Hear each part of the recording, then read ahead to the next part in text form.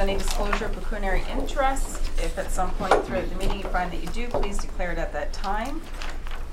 We have our treasurer Jocelyn with us, and we're going through draft 3 of the budget. So I will pass it over to you. Thank you very much, Mayor Bajolci. Before we begin reviewing the staff report and the details, we'd like to let our building manager come forward and speak to the staffing for the building department.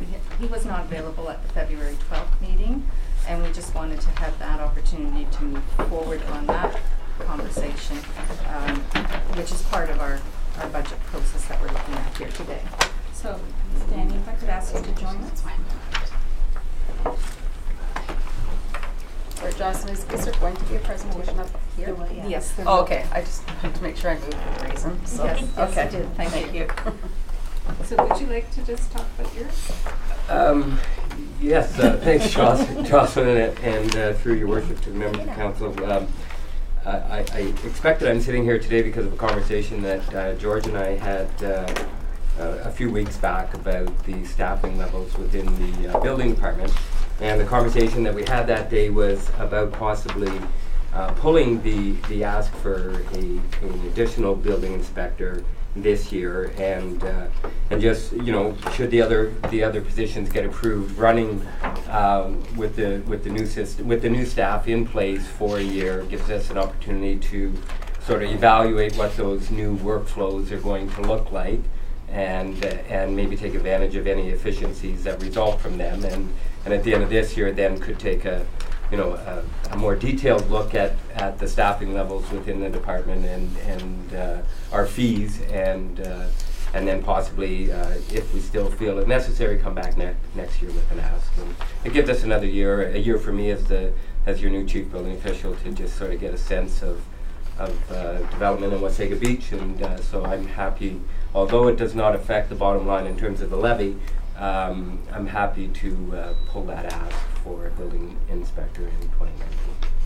Okay, questions, comments? I guess my only concern is that we do have, I think, a lot of initiatives on the go, and I'm looking at reviewing some of your policies and things like that. If development occurs the way I think it might, my only concern would be that we're sitting there without maybe enough people, and that at that point, that there would be the freedom to come back and raise any concerns with council, because I would not want to see us get behind and not be able to meet the needs of the applications and things coming in, because again, it doesn't affect the bottom line. So to remove it, I just want to make sure that we have that option to have that conversation again if needed. So absolutely, I would not be shy should I see that we're getting behind. I would not be shy to come back and make that ask in here. Okay, thank you. Anything else, sir? Okay, thank you. Thanks very much. So that would be one change then, that going forward from the draft 3 we're looking at today, that we would make to the budget. So in reviewing draft 3 this afternoon, I'm just going to review where we've been briefly and explain how I was going to cover these schedules for this afternoon. So on February 5th, that's when we presented draft 2, and at that time the tax rate was 3.26%. And then we had further discussions on February the 12th, and we had made a few adjustments at that time, and we had the rate down to just over 3%. There were some staff reports presented at the February 12th meeting that also presented adjustments to the budget. And further, we had a direction at that time to see if we could go back and review the budget for further reductions towards a target tax rate increase of 2.5%. So that's what we've done to bring you draft 3, is made those adjustments. We've added some additional revenues, and we've also reduced some expenditures.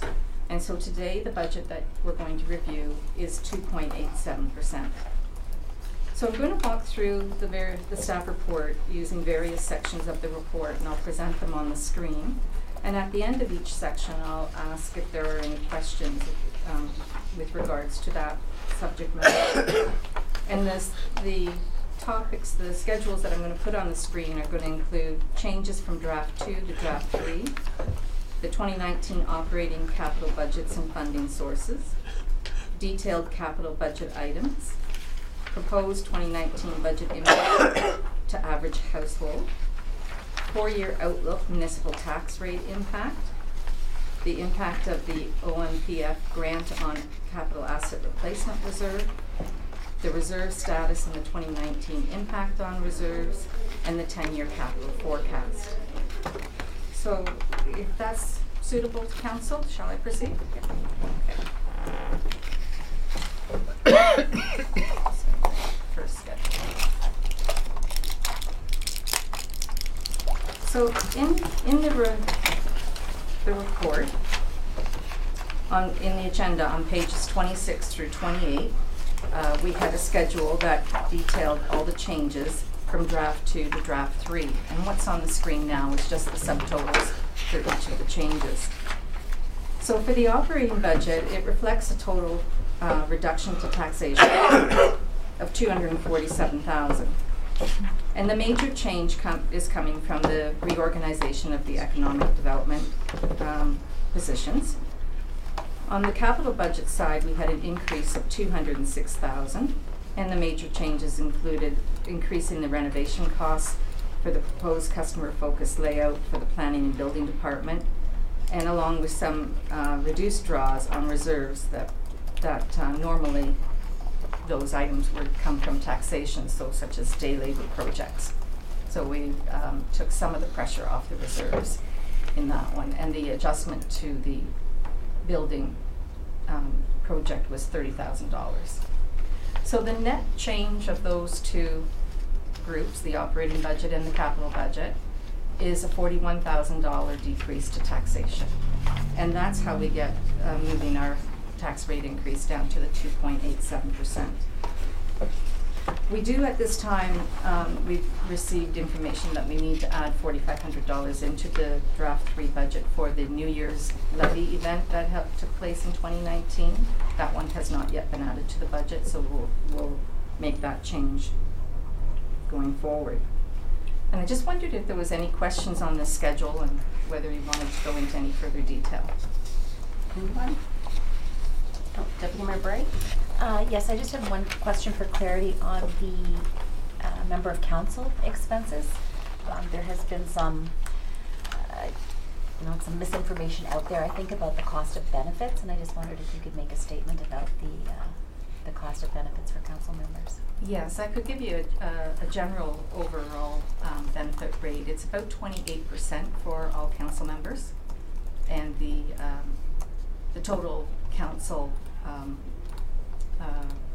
wages are about $191,000. So you've got 28% on $191,000 for the entire council. Does that address your question well enough? So about $55,000 for the entire council for 1 year would be a fair number? Just based on 200,000 times. Yeah. Yeah.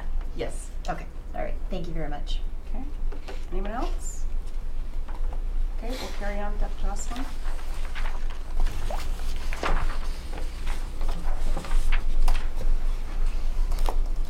Is there any chance we could open a window in here? Oh, sure. Because I am really hot.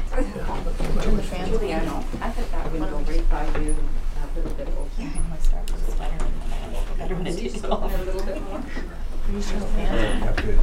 There's the controller there, so that would be number 2. Oh, Juliana, be careful. Just a Juliana. little bit. Okay, thank you. I really appreciate that.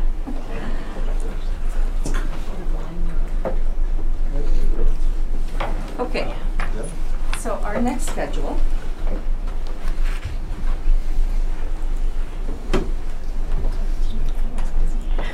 Oh, wow. Cool. Is that better? Okay, that's better. So our next schedule is a summary of the proposed 2019 budget, and it's broken down first into the committee expenses for operating expenditures. So we have our corporate services and general government. I've broken out corporate services, which includes the administration, treasury, clerk's office, and information technology. Just pulled that part out for interest. And we have community services, public works, planning and development. So as you can see on the chart, public works represents 36% of the operating budget. Community services is 32%. General government together is 25, almost 26%, and planning and development is 6%. And the total operating expenditures are 40.1 million. And to provide for those expenditures, we require 22 million in taxation. And then if we move down to the capital expenditures, we can see that we need 23.8 million for the capital budget, of which the roads and bridges are 10.6 million, and the water and wastewater and the public works balance and storm drainage projects are the other major items in the capital expenditures. And when we review the capital expenditure detail report, we'll be able to see more of those projects.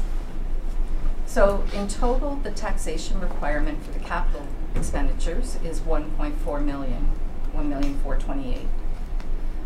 And total taxation required for the 2019 budget is 23,590,000. So as I move down into the funding required for the budget, you can see the first line is the 23.6 million required from taxation dollars.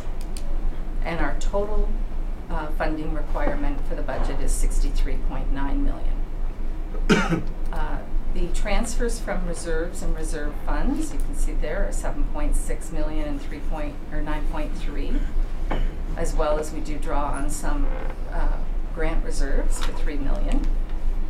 We have some new grant funding that we will use at 4 million, and debenture financing of 2.7, and then our rates and fees for service at 8.3, and then some other revenue. So our total is 63.9 revenue to support the total expenditures. So would there be any questions on this schedule? Councillor Kinney? Thank you, Your Worship, through you to Jocelyn, who I chatted with earlier today. And I asked her to reflect back on budget number 1, where the community services portion was broken down, and I do have a copy of that, and I did show it to Jocelyn. And in our package, it's under community policing on page 8 of 70 under community services, and for the draft item for that is 3,500. From the draft number 1, it looks like in 2018 the community policing were given a advertising budget of $1,200. Now it doesn't reflect in the schedule we have here because it's not broken down. However, I saw that it was taken away for the 2019 budget. The reason why I bring it to council today is I'd like to see that 1,200 put back in their budget line for 2 primary reasons. I do know that that organization never knew that they had that advertising budget, so if it was a thought, and a valid thought by people looking at the budget, if you're not using it, then why would we have it? That makes sense. The other reason is a budget for advertising would go a long way in increasing that committee's ability to make it known within the community and what work it does. So for those 2 reasons, I would ask council to support having that put back in the budget. Okay. I'm just curious, Jocelyn, I remember quite a number of years ago it was switched over to the town advertised for like new members and things like that. Was that part of this advertising budget, or do we know? I would have to go back and look at that to confirm that the 1,200 was part of the community policing budget. Right, okay. Councillor Wells? Your Worship, having sat on that committee for a number of years, it was an opportunity for them to highlight some of the activities that they were undertaking, and there was an opportunity for them to highlight any functions that they might be planning to go to. So, just as a sidebar, I would fully support Councillor Kinney's request that it could be reinstated. Okay, and I'm just looking to the clerk, when changes are being made today, do we need to pass a motion for each of them, or how are we to do that? I believe there's a motion prepared that as long as we are recording the direction, that the motion it is, thank you.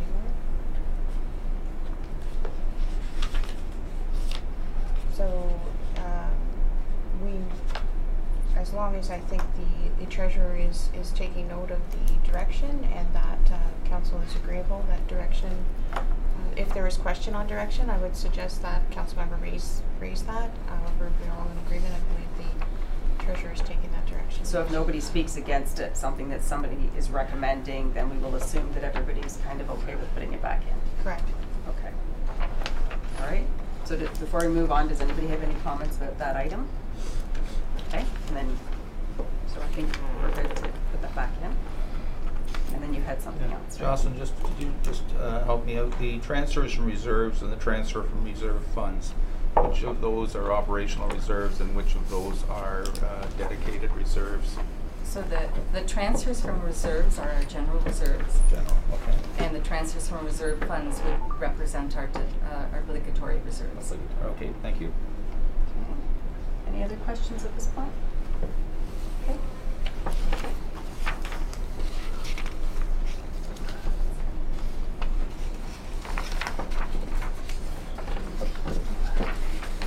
So our next schedule is the detailed capital budget.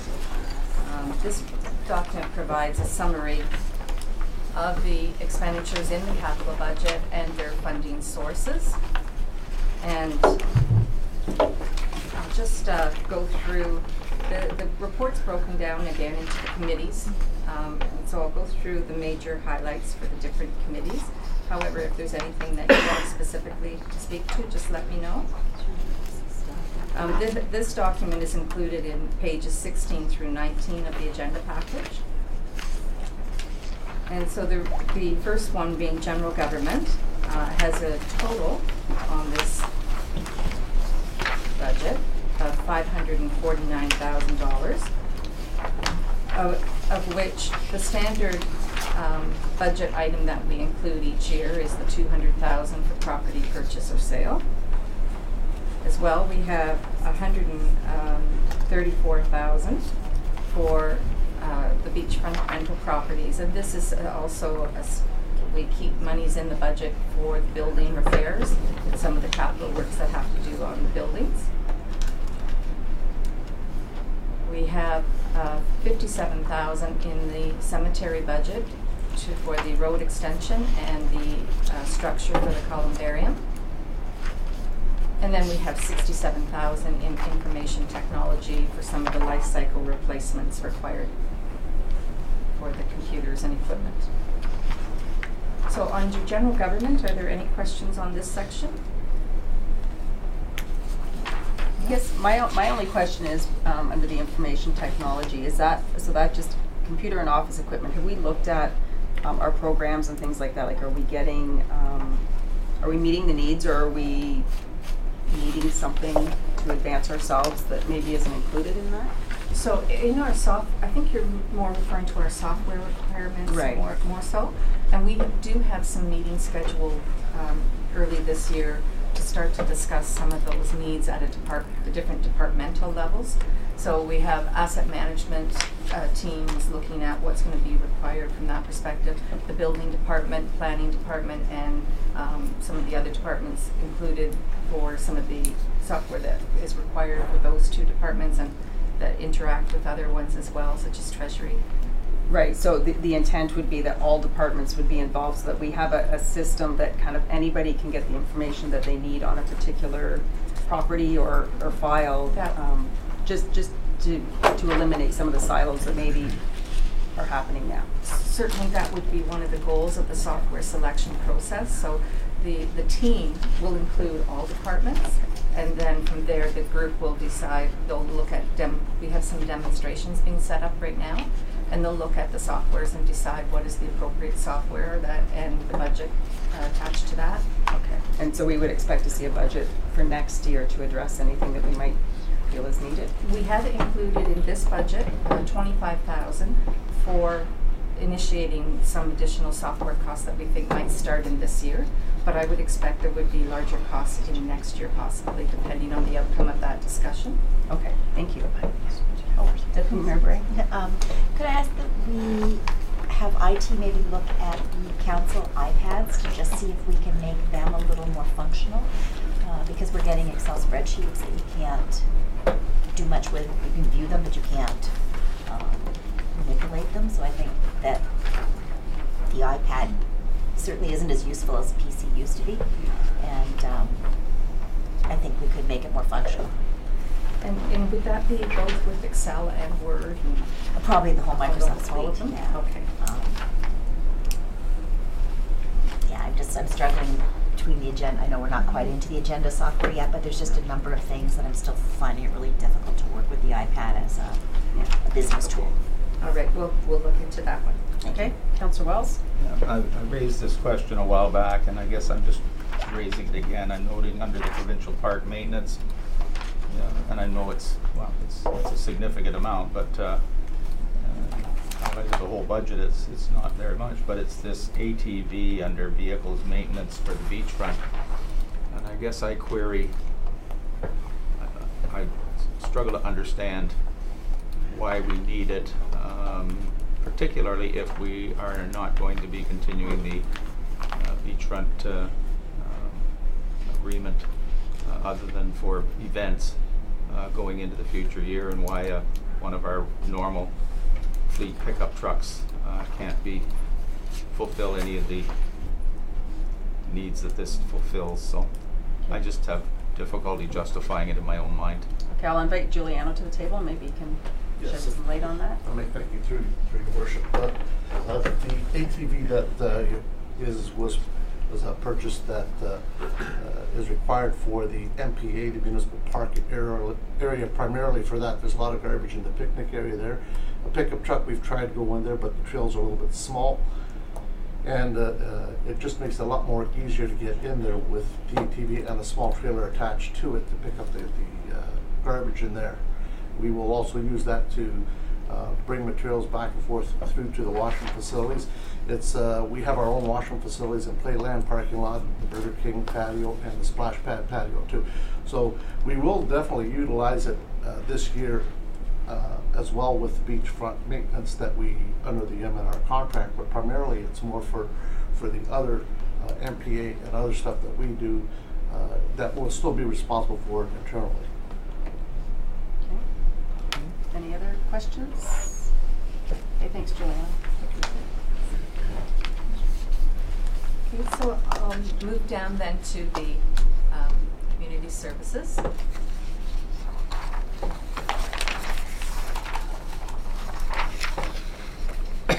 And the total capital budget for community services is $3.7 million.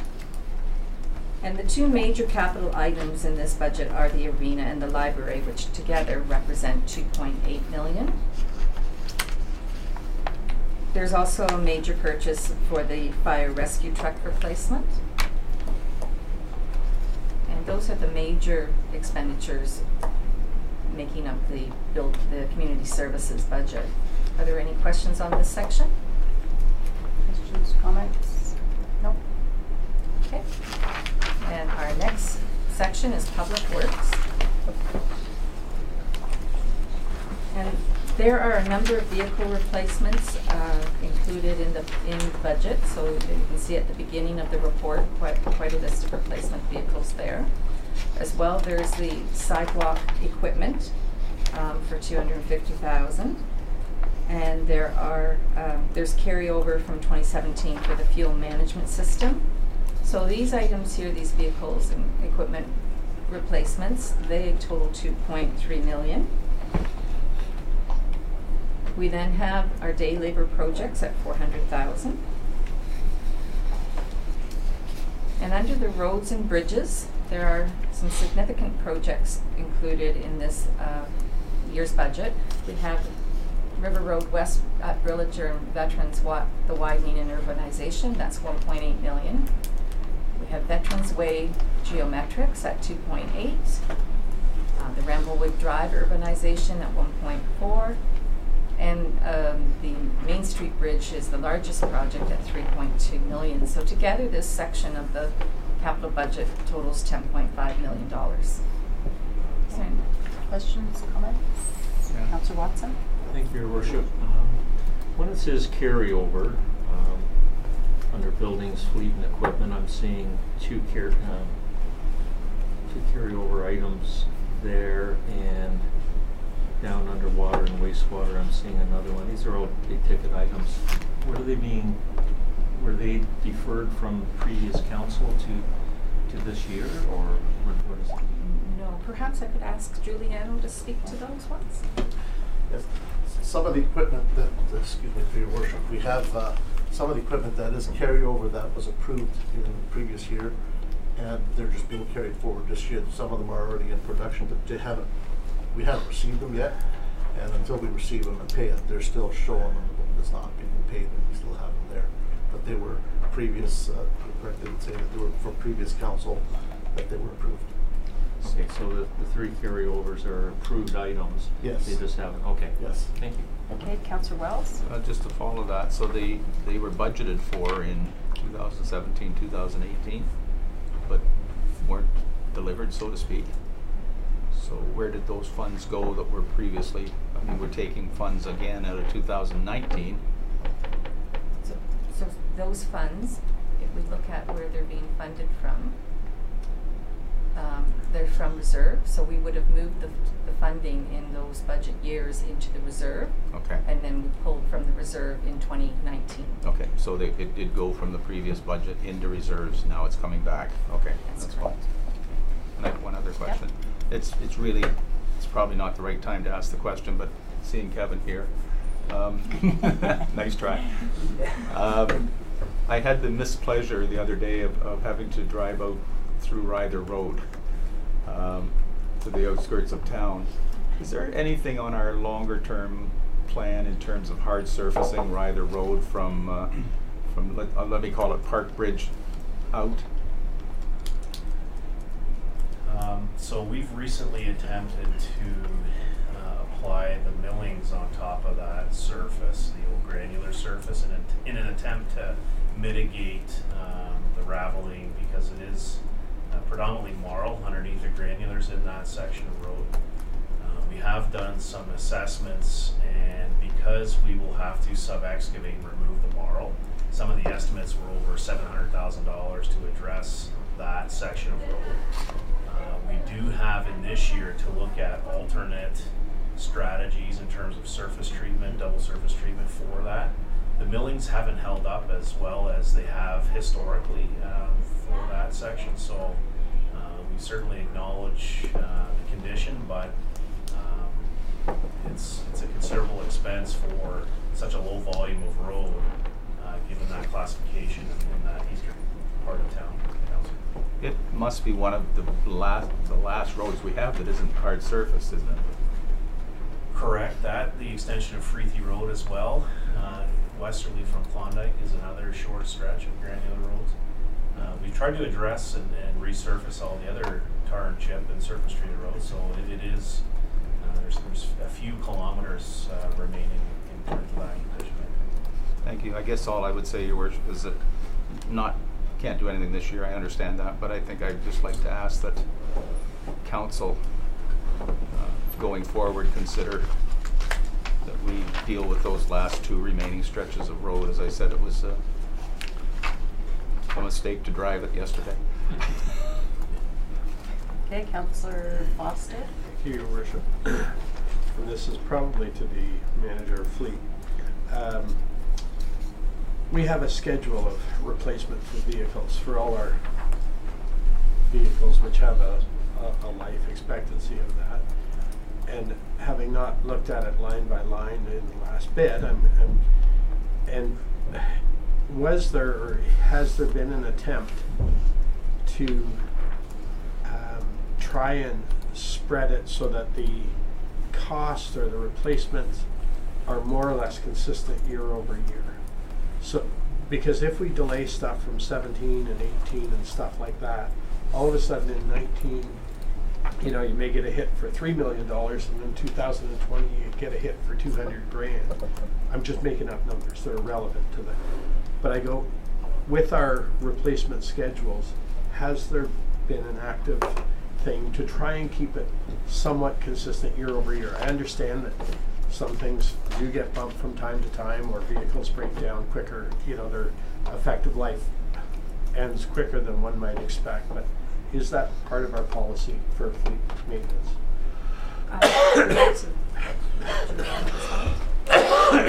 Again, we do look at that. We look at, really, when we look at it, we'll look at the next 4 years to see, try to average that out. The last couple of years, we've had vehicles that we're moving and pushing them forward, and we're getting a little hit. And then we have some larger vehicles that are really costing us in the next couple of years. But we generally try to look at the long term and try to average it out. Again, with the equipment that we have and the vehicles, if we could try to push one over and move it around, like we had, if I remember right, this year we had the water truck that we pushed forward, but the backhoe was really going, so we moved that earlier because it's on its last legs and the expenses are starting to get expensive on it. So we try to balance that out. We'll look at the shorter 4-year term, if I could say, and then we'll try to look at the longer term. Once you get 10 years out, it's very difficult to really try to average that out, because there's a lot of things that will happen in the 10 years. Yeah, but I mean, if you're looking at a rolling 4-year kind of prediction, then yes, we did just look at that. From a budgeting point of view, it keeps the you know, if we're looking at things, then these are some big ticket items. So if you can sit there and say year over year, it's going to be in the same ballpark. It does make it easier from a taxation point of view. Just a thought. Thank you. Councillor Watson. Oh, did you make up before? Okay, Councillor Boulanger. Thank you, Your Worship. During our planning sessions, it came up related to fire, and might be also a good idea for fleet is to just talk about a minimum amount that we would budget. So in a year where we may have a lighter year for vehicles, but we know it'll catch up to us later, that we would put money into reserve for that. Especially the chief was indicating that we're now in a situation where 4 significant trucks may have to be replaced in a relatively short period of time. So that means once they're new, we're going to run into years where the budget will be a little less, but we should probably allocate money so that when we get into another period of buying a large expense, that some of it's already in reserve. Any other questions or comments? Okay. All right, thanks. Under water and wastewater projects, we have 2.8 million under water and wastewater. For the major project included here is the tertiary filters upgrade for 1.4 million. And there's also a flusher truck carryover from 2018. So those expenditures are a total about 2.8. And then under the storm drainage projects, we have another 2.2 million under various projects required for storm drainage. Storm drainage is an area we'll need to start looking at the reserve, because we haven't got a sufficient reserve in place for ongoing storm drainage projects. So we may need to give some consideration to that in the 2020 budget as well. Are there any questions before I move to the next page? Nope. Okay. On our last page of the budget, we have the Parks Division, and there we have, under the land improvements and equipments, we have $500,000. There's $235,000 for the pedestrian bridges. That's a carryover from 2018, and $150,000 for the tennis courts in the Wasaga Sands reconstruction. For the sports park, we have a small budget of $26,000 for some equipment replacements or upgrades. So the total public works capital budget is $18.8 million. And before I go to development committee, is there any further questions on those ones? Councillor Wells? Just one. I just need somebody to tell me, because I forget, the tennis courts at Wasaga Sands, which are just across the pedestrian bridge there, are they on town-owned land, or are they on are they on land owned by the Wasaga Sands Golf Course, or whatever it's currently known as? I would have to. Kevin? Town-owned land, Councillor. It is town-owned? Correct. Thank you. Okay. I just was concerned with when you said that, I was, yeah. with the fact that it hasn't been operating. I just wanted to be sure that we weren't at risk of spending money on the courts and not having full use of them. Deputy Mayor Bray? We recently had a grant for pickleball courts out there. Is there tennis and pickleball? Yeah. So we upgraded the courts at the arena, right? So we now have 4 dedicated pickleball courts at the arena. Originally, we were looking to relocate that sports court from Wasaga Sands tennis courts to the arena. However, through discussions, it wasn't feasible to relocate that, so we ended up resurfacing the arena courts outright, and we left the pickleball courts intact at the Wasaga Sands court. So of the 3 courts, one is a mixed. It can be pickleball or tennis. And the courts that we're recommending to reconstruct are the 2 westerly courts. So it's not all 3 courts. The westerly court was a new addition within the last 5 to 8 years. These are the 2 westerly courts that were constructed in the early to mid-90s. Councillor Blanchet? Thank you, Your Worship. To Kevin, does that, will that then address the dead spots that they've been complaining about? Correct. Okay.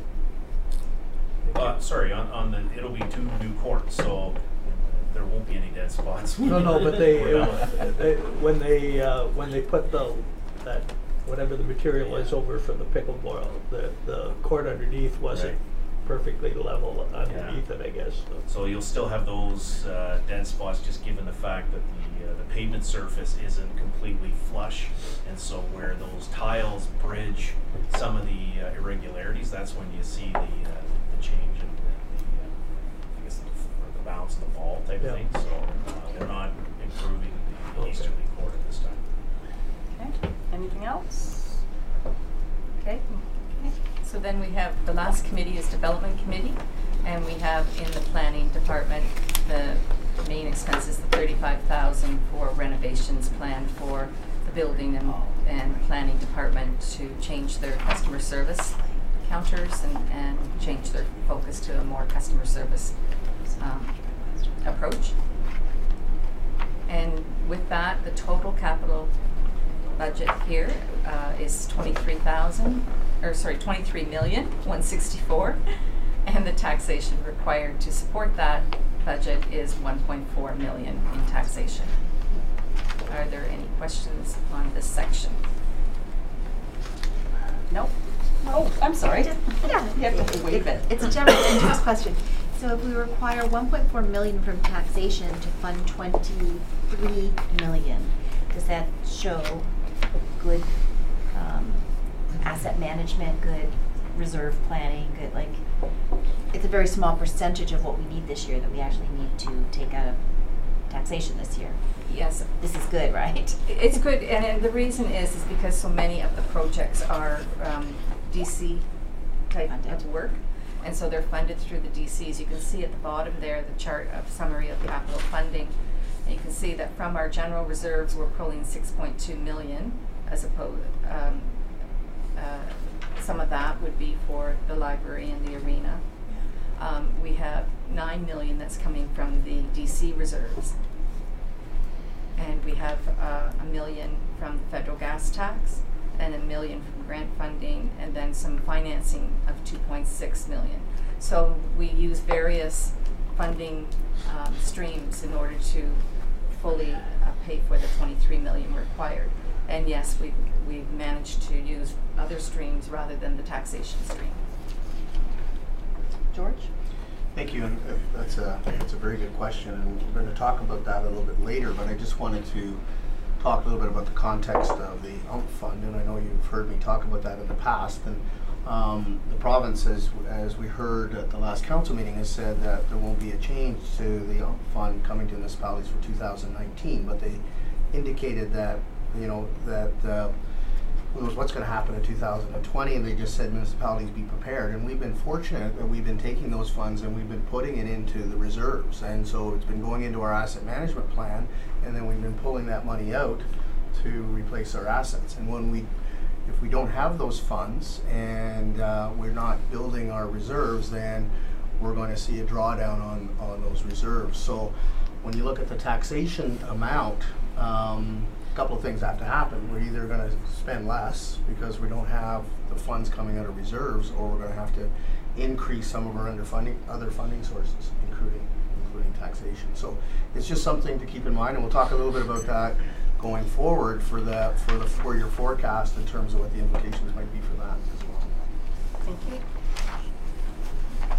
So that completes that schedule. Any suggestions here? Cool. You broke it. Yikes. Better change that IT budget. Okay, the clapper doesn't work back there. Okay, just let me try and pull up the next one and see if it works fine. Yeah, and it's a train.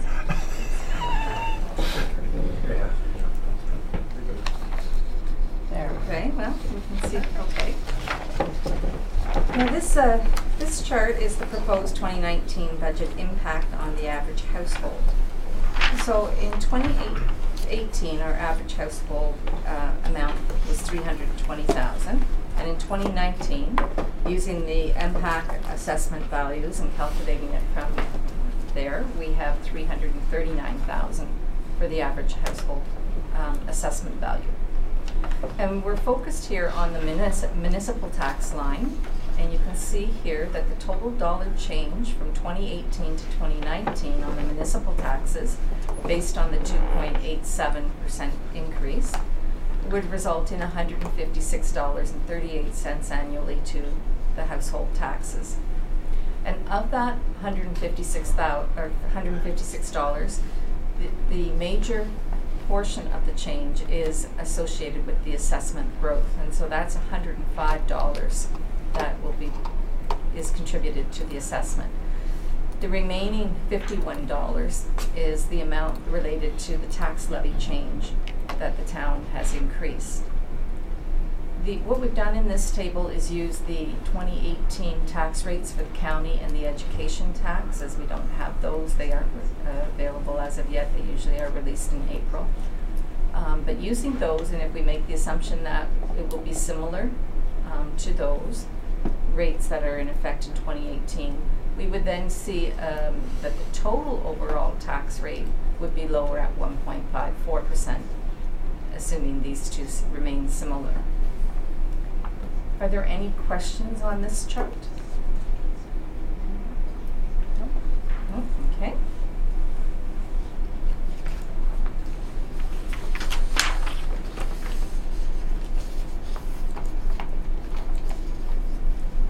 Okay, this schedule is looking at the 4-year outlook and the municipal tax rate impact based on the forecast. So you can see that in 2019, we have our 2.87% tax rate increase. And then if we start looking at 2020, we see a large jump in the tax rate increase of 10.83%. And this is because we have more capital requirement on the taxation, and some additional taxation requirement on the operating side. So there is an opportunity when we go into 2020 budgeting, we'll be able to look at or have a discussion about other ways to smooth this tax rate change impact. But right now, what this is helping us understand is there is a lot coming forward in the 2020 and 2021 years that is going to have a significant impact, and we may have to decide how we want to, those funding streams that we select to look after the capital expenditures in 2020 and 2021. We might want to do something different so that we can smooth this impact. I have done some already in choosing funding streams for these forecasts, but there's probably more options that we can do when we get to that point in time. So this is more to highlight what's coming for discussion in the fall. Any other questions? Oh, Councillor Foster? Just, and again, when we see these charts, and if they're taken out of context or you know, interpreted liberally, one might say, oh, we're looking at 2.87 and 10.83 next year, and it's going to be all exciting that way. But the reality is, all we're doing here is reflecting, you know, what's in a planned budget. The 10.83 is what the amount that's required to deal with that. But how that gets there, and I think it's important to sit there and say whether, you know, some's going to be from taxation, some's going to be from reserves, some will be from grants, and some will be from lending or borrowing. So I just, you know, when I mean, the 2.87 is an attractive number, but people will tend to go, oh, that's, you know, lovely. But look at next year. This is not written in stone as to how any of this is going to impact the bottom line on taxation. And I think it's important that we remind ourselves and the general public that this is a prediction based on, you know, the plans that we have going forward, include things like libraries and arenas and stuff like that. But how it's funded is a different kettle of fish, and we have the ability to spread that funding. It's not all going to come out of the tax base. It can be spread out over a period of time through prudent borrowing or grants or anything else. So I just don't want people to focus, you know, throw out the baby with the bathwater here and say, well, you know, it's going to be never mind 19, 20 is going to be a disaster. 20 is going to be 2020, and it'll be dealt with at the time by our staff. Thank you.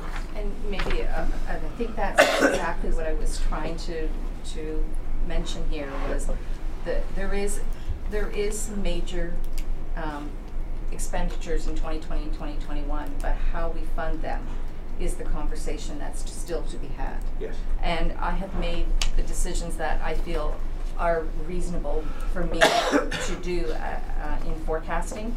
But those decisions as to how much you want to draw on reserves and really how much more you really want to finance, those are more need to be had at this table. And that's why you see this here is that it's just highlighting there's a discussion to be had. It's our heads up. Yes, exactly. For 8 months from now. Yeah, we get to worry about it for 8 months. Yeah. Okay. Thank you.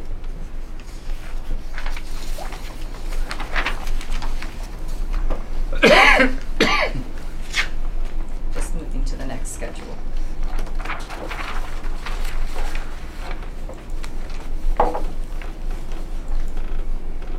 Okay, so this is the schedule that's discussing the grant, and on the left you can see the amount of the grant that we've been receiving and what we expect to receive in these years going forward.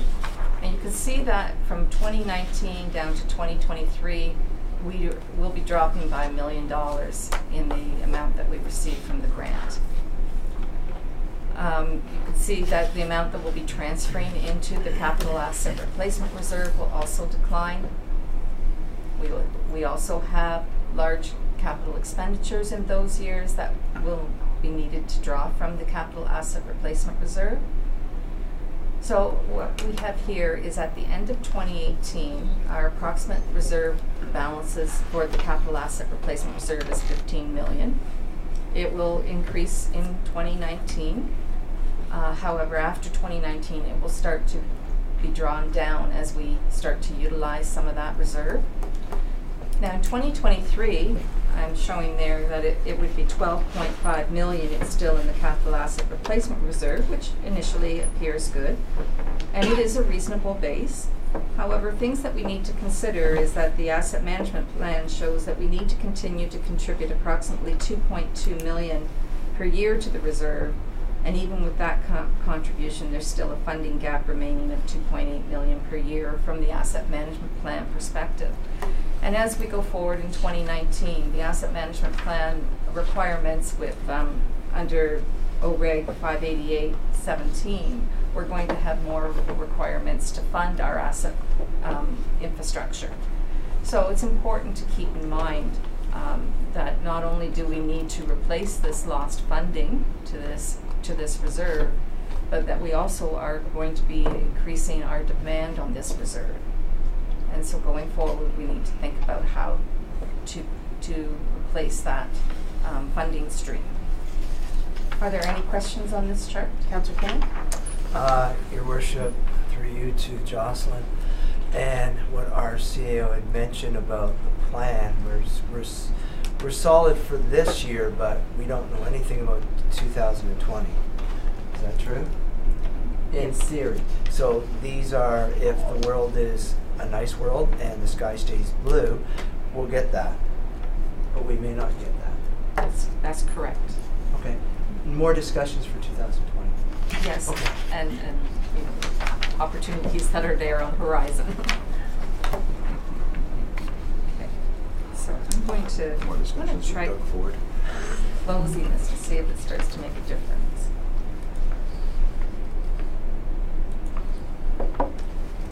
Okay. Our next schedule, this reserve schedule, was not in the agenda package. However, we were able to put this together for today's discussion. The reserve at the end of 2018, our total reserves, we expect them to be about 60.9 million.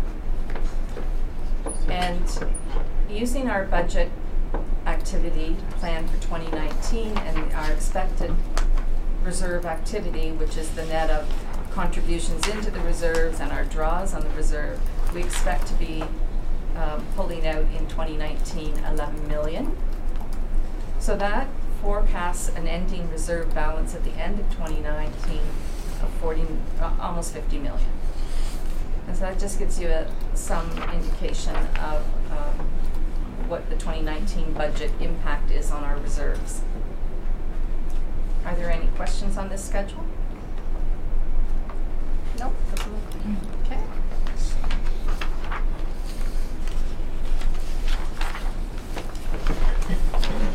This is the last schedule that I have to go through, and this is our 10-year capital forecast. And this is on page 35 of the agenda package. The gray shaded column is our 2019 budget, so there's our 23 million in capital and our 1.4 in taxation. The total 10-year capital program cost is 185 million. So if we look at the outlook years 2020 through 2021 here, you can see highlighted in the red circles up top. And this is the funding that we're using for this forecast. You can see we are drawing from DCs of 18 million in 2020 and 20 million in 2021. We also have borrowing that we've used in this forecast of 4.6 million in 2020 and 4.5 in 2021. So there's where you can see some of the funding streams that have been used in the forecast. Also, you can note on the yellow highlights at the bottom, which show you our taxation impact in those years. Well, we're 1.4 in 2019, which is lower than we usually are. 3.3 million, 2.9, 3.3 is more consistent with where we will be going forward based on this forecast. Are there any questions on this schedule? Councillor Wells, did you have? No, it's okay. No? No. No? Okay. So Your Worship. Oh, sorry. Just to point out, you can see the library here and here, and you can see the new twin pad here and here in 2020 and 2021. So those are big projects that are being budgeted over a couple of years. Just so that council's aware.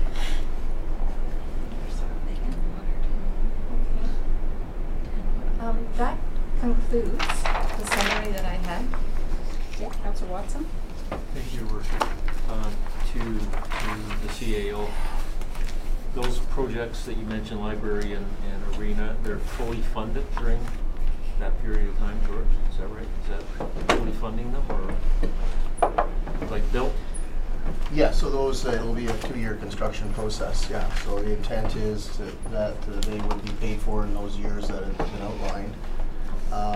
They would be funded from a variety of sources, debt, taxation, development charge reserves, et cetera. But they're not projects that are going to be built and funded in 1 year. It's going to be over 2 years. Okay, thank you.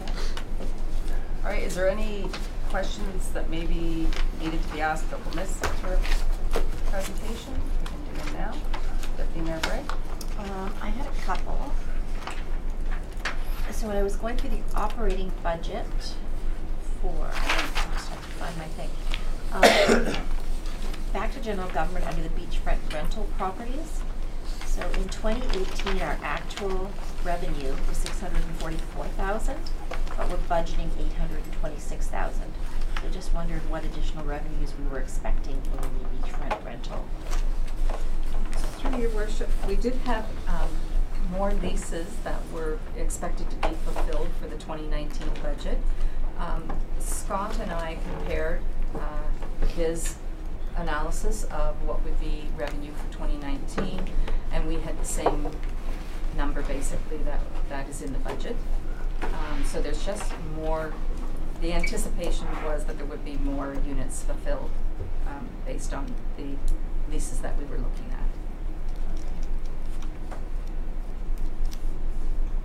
Sorry. And then I guess my other question was going through, have we seen the year-end numbers for 2018 at the council table?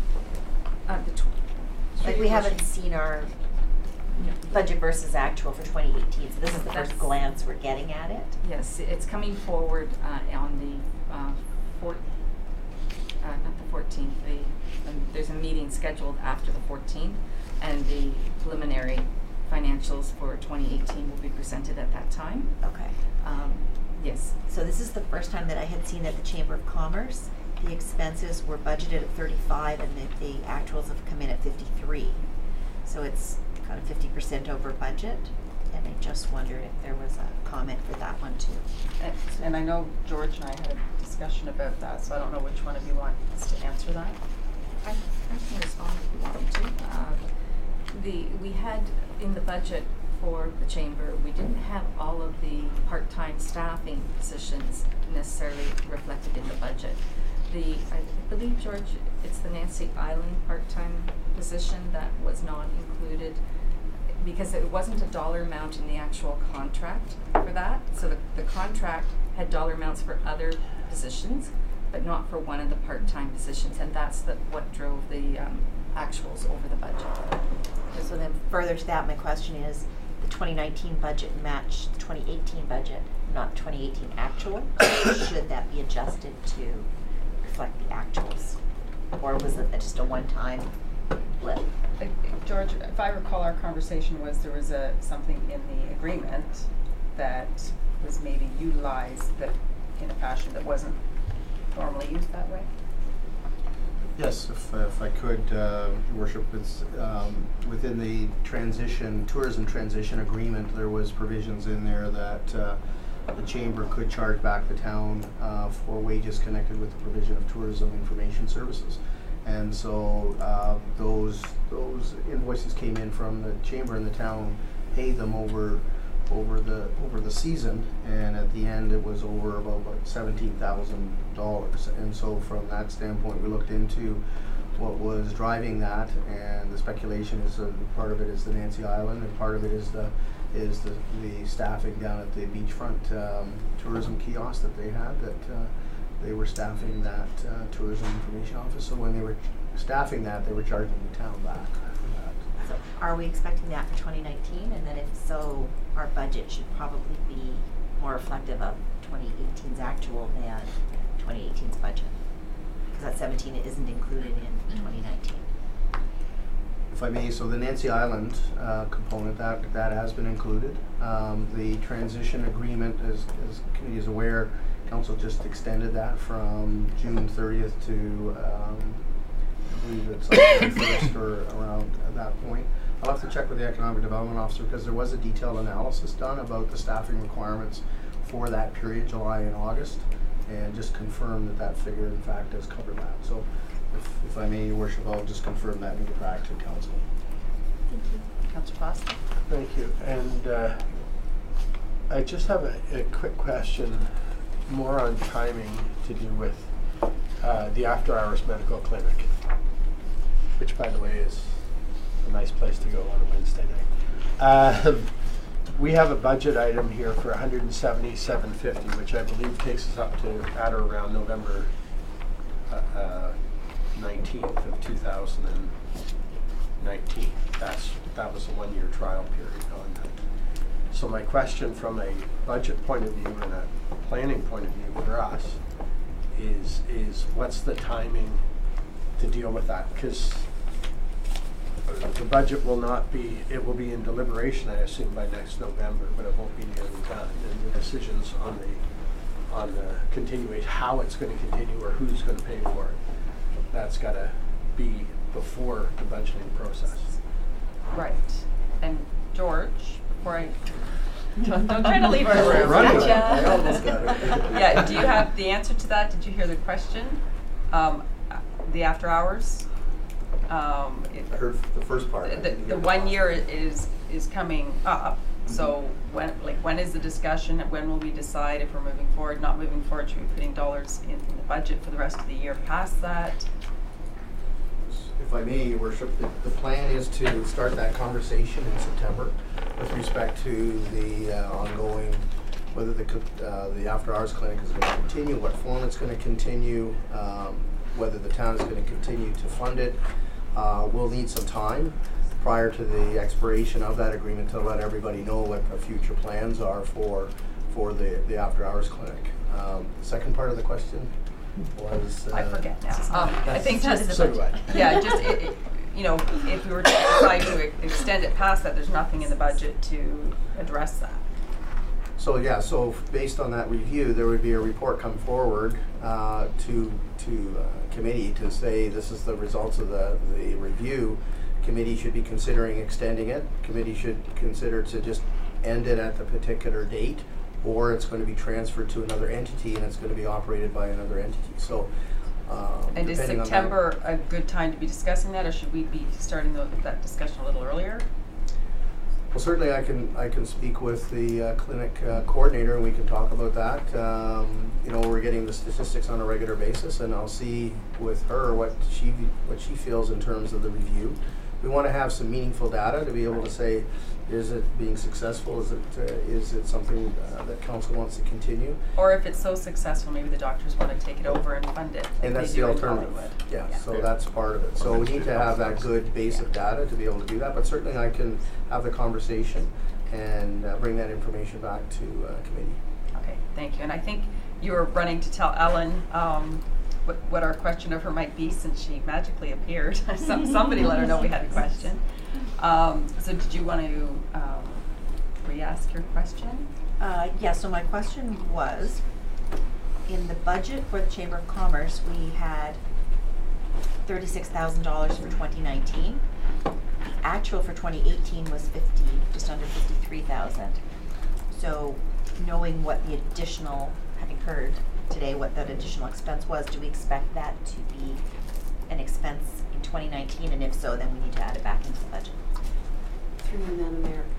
We are assuming that we're going to be able to come to an agreement with the Chamber of Commerce to share the responsibility of tourism services this year by running the visitor information center ourselves, and for them to maintain the telephone number, the email, that sort of thing. So that would come into effect June 30th. And I believe that there is some money in the budget for the visitor information center. The $36,000 would cover this first half of the year. The Nancy Island money took us a little bit by surprise, because the chamber had no knowledge of having a staff member there. So we need to have a conversation with the Friends of Nancy Island. It had gone up 50% basically in a year, from 6,000 in 17 to 9,600, I think, in 18. So it threw the budget off. Had we known that we were paying for staff over there, we would have offered some oversight, and we didn't. So it's we're reviewing how we deliver that service to do it the best that we can. So we think that the 36 that's in the budget should be good for 2019. Because it's probably only for half the year. So if I understand, sorry, Councillor, if I understand the agreement from Council was that we could continue the conversation with the Chamber to see if there was an option to collaborate with them from the 30th of June this year to the end of the year, giving us time to really plan for 2020 and what the transition of service would look like. Right now, the Chamber hasn't come back to us whether they're interested in the agreement, but I will tell you that we're just trying to find a date next week to have a conversation about that. And at the end of the day, I think the Deputy Mayor is just asking to make sure that somewhere in the budget there is the money to cover that staff, whether it's through the Chamber or it's through us. There has to be maybe staff to look at. So. That's right. I just want to point out, Councillor Foster did push away from the table. Do you want to just declare your potential conflict? Sorry, Your Worship. It wasn't an item that was on the agenda per se, but as a member of the Friends of Nancy Island Board, I feel that being involved in this conversation could put me in a potential conflict of interest, so I did push away and have not commented, nor will I. Okay, thank you very much. I'll George, write that up too. you had your hand up? Yes, I did. Thank you, Worship. I think we should be in a position to clarify the Deputy Mayor's questions by the public meeting, so we'll certainly address those questions at the public meeting phase of the budget process. Okay, thank you. Thanks, Ellen. Any other questions? Okay, you can come back now. Yes. Did you have anything final to add? Okay, so it's moved by Councillor Kinney, seconded by Councillor Boulanger. Be it resolved that Committee of the Whole and Budget Committee received the 2019 Operational and Capital Budget Draft 3 and 4-year operational and 10-year capital forecast for information. And further, that Committee of the Whole Budget Committee recommends that the proposed 2019 operational and capital budget and the 4-year operational and 10-year capital forecast be forwarded to the public meeting for consideration. Thank you, Worship. We'll call for the vote. Councillor Boulanger? In favor? Deputy Mayor Bray? In favor? Councillor Foster? In favor of everything except where I declared. Okay. And Councillor Kinney? In favor? Councillor Watson? In favor. Councillor Wells? In favor. Mayor Byfolchi? In favor? The vote is 7 in favor and 0 opposed. The motion is carried. Thank you. Next is a report from the Director of Legislative Services and Clerks Department, the proposed and procedural bylaw. Do you want to speak to it first, Dina? Sure, thank you, Your Worship. This procedural bylaw was quite a bit of review, and Council does not have before them a red line version because there were too many changes. The bylaw itself has shrunk from 53 pages to 32, and the premise behind that was basically to add some efficiency into the bylaw, remove things that were repeated or things that were conflicting, and have a more streamlined and efficient bylaw to go forward. Some of the things that I would like, there are some things that I would like specific direction on. However, right now today we're just tabling the bylaw for discussion, and it will be brought forward back again on the 21st CAL meeting for further comment to hopefully be passed at the 26th council meeting. Okay. However you would like to proceed. I'd like to thank you for the work you have put into it. I know it's been a big task, so thank you. Is there any questions or comments or input on this? Councillor Belanger? Yes, thank you, Your Worship. There were a couple I asked a question. The 24 hours notice for a meeting, I believe for the public is fairly short notice. That's down from 48 hours, and I would suggest that we keep that at 48 hours. I didn't have the actual, but there was a 2-minute discussion limit, which I believe is for some of the topics that we're discussing and the implication they have for our community. I felt that that should be a guideline as opposed to a rule. And the other one, and it came up recently and in the past bylaw, and I'm going through here, but as it relates to presentation materials or deputation materials, we've recently got into a situation where materials were not available when the agenda came out. They came out in a number of ways after. In one case, we had no materials from a party that was presenting. And for us to be prepared to be able to address these things, I think there needs to be some pretty strict guidelines that any materials to be presented to council, whether they be verbal or whether they be a PowerPoint or whatever, need to be sent out with the agenda, and that council has to have the proper time to review those materials and be prepared to speak to them when we're in meeting. Okay, can we go back to your first point? Do you have a page reference just so we can? I think it's 4.02A, I believe. And 5.02. Actually, that was one of the items that I was asking for specific direction on, 4.02. Okay. And I came across this challenge because we post our agendas at 9 a.m. on Mondays, and like today we sometimes have meetings on Tuesdays. So I'm looking for some direction from council as to whether we soften the wording here, 48 hours if possible, or if council would prefer that we post Tuesday agendas on Friday rather than on Monday morning. Monday morning at 9 o'clock does not give us 48 hours, so that was the challenge with this. I'm just looking for feedback and how you would like to see that. Okay, and I know in the past it was always posted on the Monday morning so that council had the Friday night and the weekend to know what was on the agenda so that we weren't getting questions from the public prior to us having a chance to read it either. So I'll open that up for discussion if there's any thoughts on that. Well, again, my only thought is for the general public, for open meetings, they need to have an opportunity to set them in their schedule, and I don't believe 24 hours is reasonable. The challenge, yes. So the challenge is 48 hours is not possible for a Tuesday meeting. Right. Well, unless you have the agendas prepared.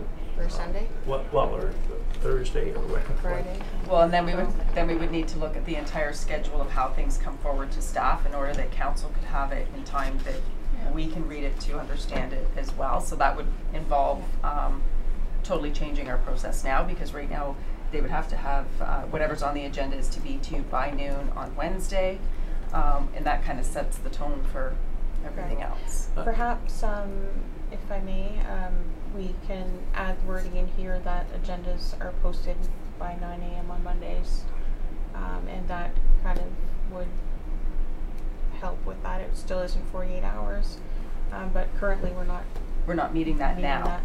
So, okay. Councillor Foster? In your worship, I think for regular meetings, we know when they are. It's the special meetings that I believe caused the challenge. So, everyone knows we have meetings on Tuesdays, and so Monday morning works. It's when we throw in one of these, this earlier meeting this morning that got brought in because of a timing schedule on the gas tax. That's the one that to me causes more of a challenge. Repetitive stuff is easy. So, but again, a special meeting isn't regularly scheduled for Tuesdays, right? So you could sit there and say, well, if we're going to do a special meeting, do it like the Thursday that we did. Last Thursday was another one of those short special meetings, and that way you could get your 48 hours if you wanted. I don't think it's necessarily a bad idea, but I'll leave it to the clerk to provide. Other than committee of the whole meetings, we do have Okay, so we're gonna go to George next, and then Councillor Wells. Thank you, Your Worship. Just, if I may, when you look at the paragraph on 4.2a, it talks about the notice of the date and time of the meeting. It doesn't refer to the posting of agendas. So from the standpoint in terms of notice, if you're able to post the notice and give notice like our deputy clerk does, 48 hours or even longer than that with respect to the notice of the date of the meeting, that satisfies that requirement. It's the posting of the agenda, which is the one that is less than the 48 hours notice. Typically it's the 9 a.m. prior to the council meeting, which are, in my mind, it's two different things. One is the notice of the meeting coming up, the other is the posting of the agenda. So maybe the clerk can look at that to make a distinction between the notice requirement and then the posting of the agenda being two separate items. Okay, Councillor Wells? George just basically said everything I was going to say. Took the words right out of your mouth. Took the words right away from me, and I've just clarified. I agree with George. It's the notice of the date and time, which can be published no less than 48 hours in advance. The agendas can be posted 24 hours in advance, which is the system that has been in place for as long as I can remember, and I'm quite comfortable with leaving it that way. Yeah. Councillor Belanger? Yes, thank you, Your Worship. Well, I would just say the distinction is nice for us, but for the public, they base their attendance on a meeting based on the agenda, not just the fact that they're having a meeting. So I would be comfortable if we say 9 a.m. and that's shorter than 48 hours, and we say, okay, then the agenda is going to be a minimum X number of hours ahead. But I do believe that, you know, the public is we should give them as much notice as they can to review an agenda and say, hey, is this a meeting I want to attend, or is this a meeting I don't want to attend? Do you have what you need on that one then? Yes, thank you. Oh, sorry. I just want to point out that section 4.02 talks about the public notice of the meeting, which we have said the deputy clerk is giving the 48 hours, so we may or may not need to change that. But 5.02 talks about the agenda, which is the 24 hours, and that's probably more practical because of the Monday morning.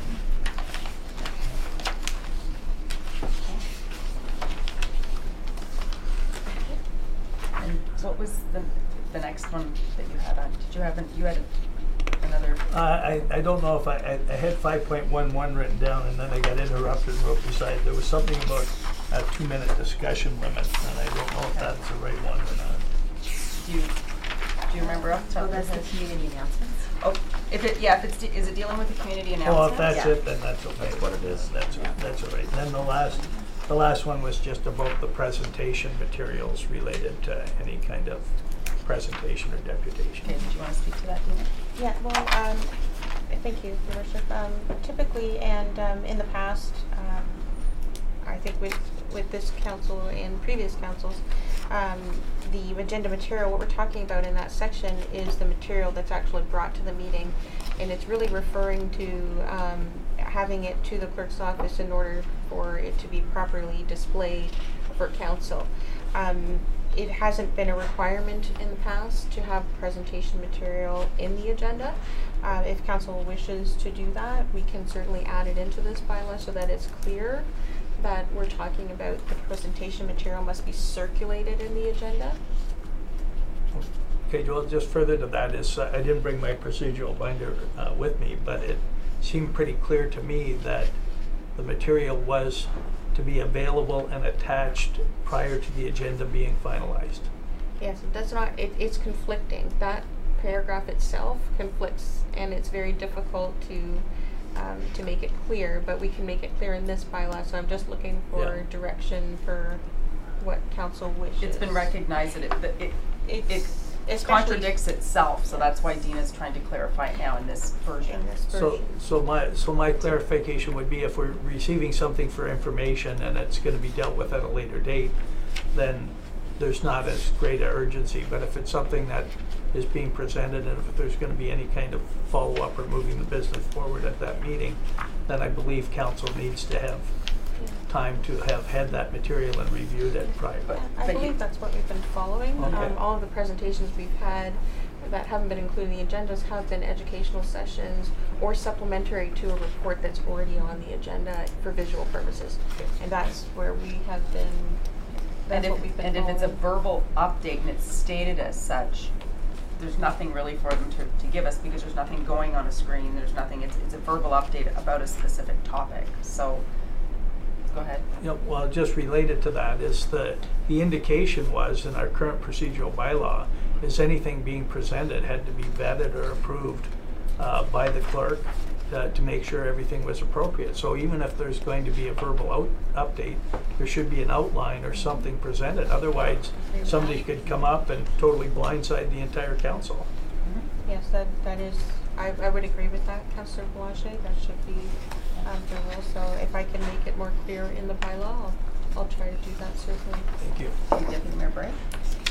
Just further to that, I wonder sometimes if a developer's coming with a proposal that they maybe don't want to have it in a public agenda until they have shown us the first draft and got a bit of feedback, because quite often people then think that that's what's happening, whereas draft one often is not what the final approval is. Typically, we do have a planning report with a development proposal. Even if it comes to development committee, it's usually in the agenda and report. It's usually up there. Yeah, I think so.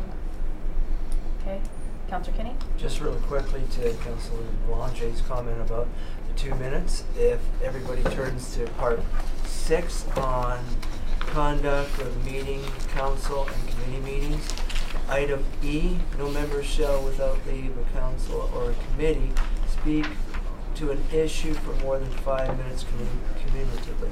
I think that might be what you're looking for. That one's okay. Good. Thank you. I think it was in reference to the bringing back the community reports at the end of council. It would be very easy to ramble on. Those are, again, the last term of council, they were removed from the agenda. Most people around this table used to do them during their previous terms, and it was just a good opportunity for council members to say, I went to this event or that event, or you know, let people know that there's an upcoming ribbon cutting, but it's not to dive into specific issues, and it's not to talk about our family birthday parties. It's for town business that we've attended. So, okay, is there any other, Councillor Watson? Thank you, Worship. How does the clerk want to proceed with this for input back on certain matters? You want us to send it directly, or how should we? I would appreciate that. That would be lovely for me to be able to bring back a new one, or not a new one, but an updated version on the 21st.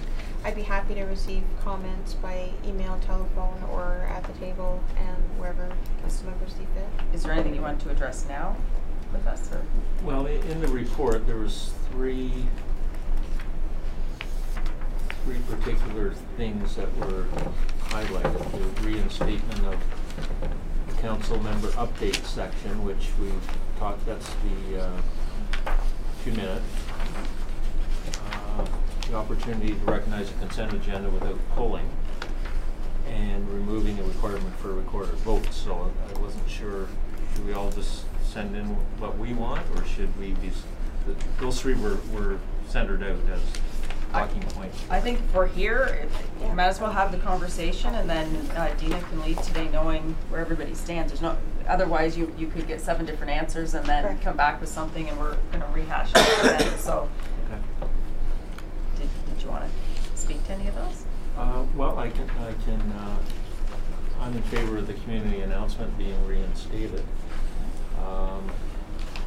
The opportunity. What's the exact? Right now, we pull a consent agenda item. In order to. So the suggestion is to do what now? Just talk. Put your hand up. And talk. If there's something in a consent agenda item, and all you want to say is kudos to staff, they did a great job. We don't need to actually pull it and then have a separate motion. Okay. Is that correct? That's correct. That's the intent. So it's more of a comment than a debate or a Or discussion. to change the intent of the motion that is recommended. Oh, okay, so it's a comment. So Comment. okay, well, I would be in favor of doing that also. And the third one, I would be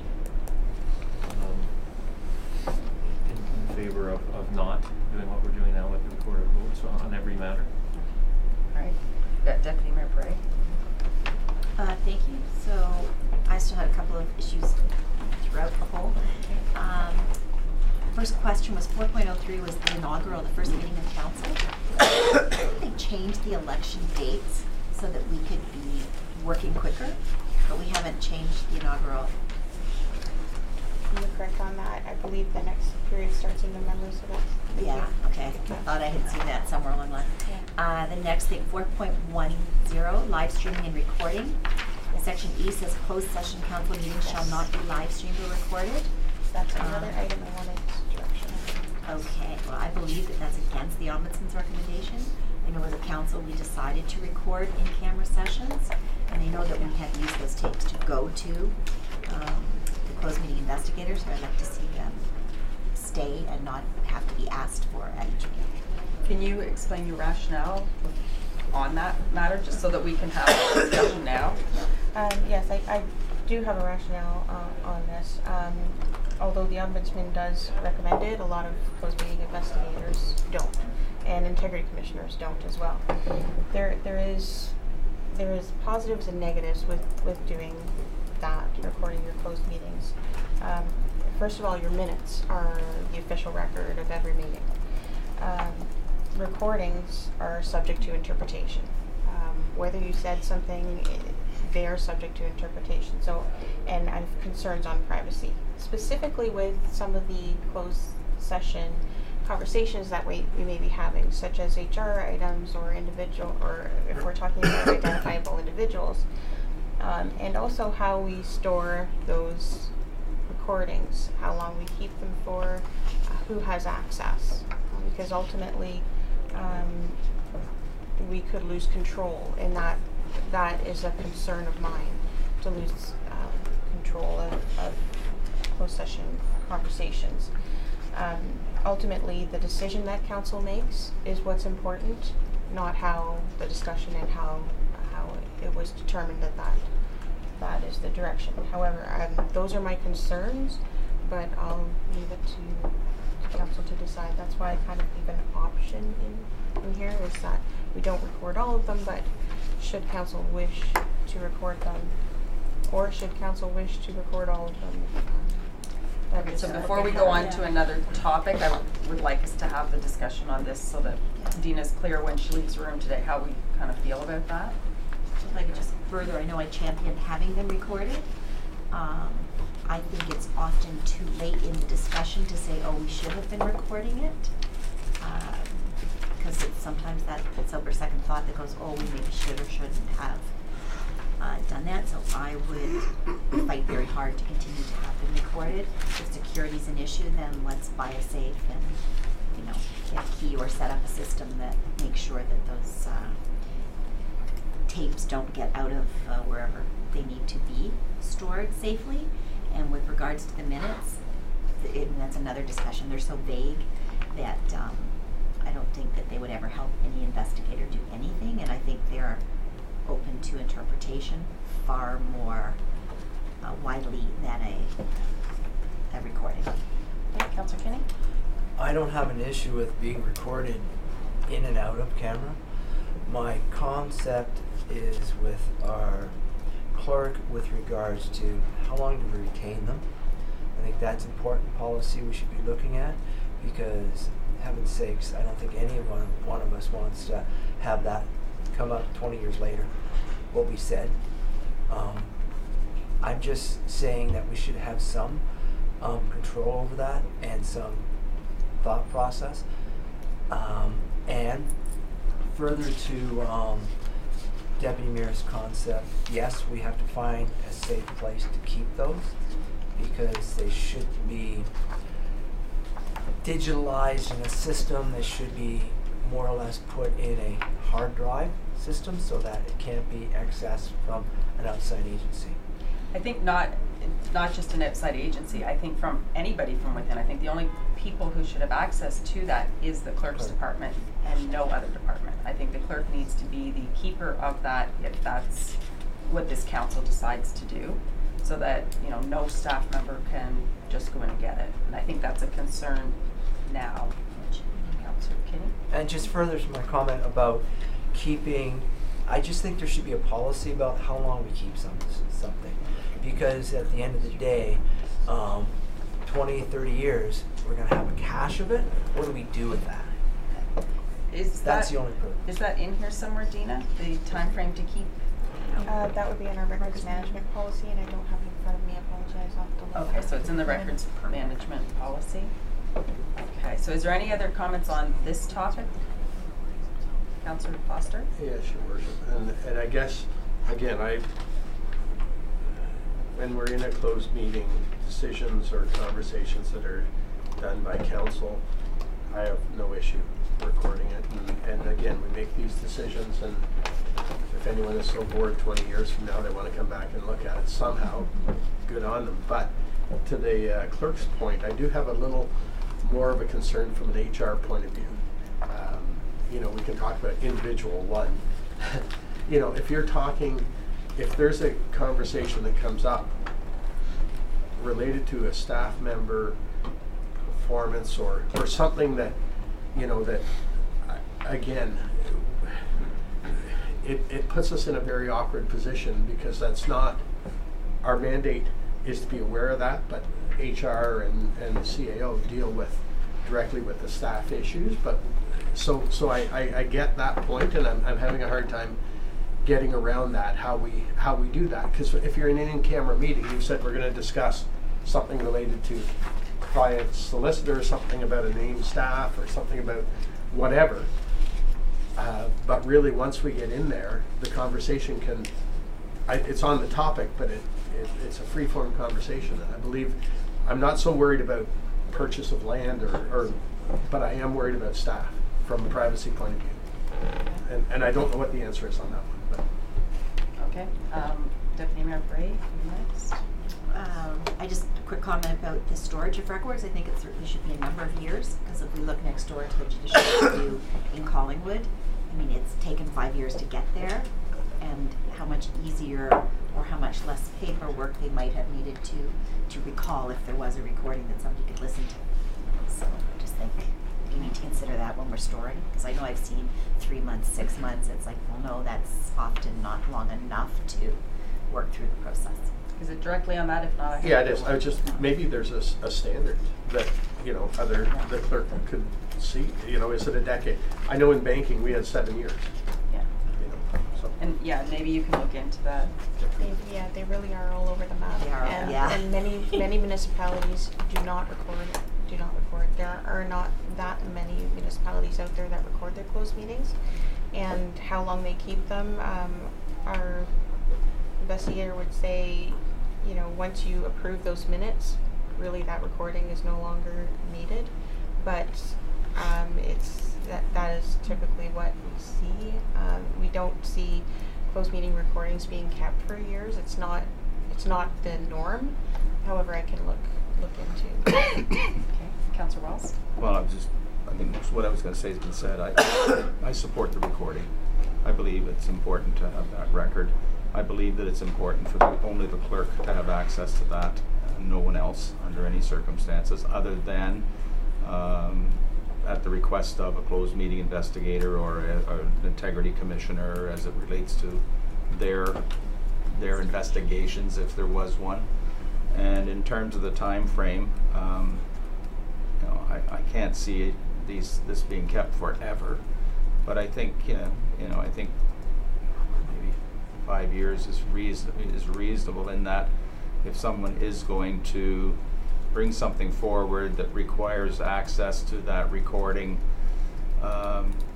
in theory, if you're going to bring something forward, you have to do it within so many being made aware of it in so many weeks, I think it is.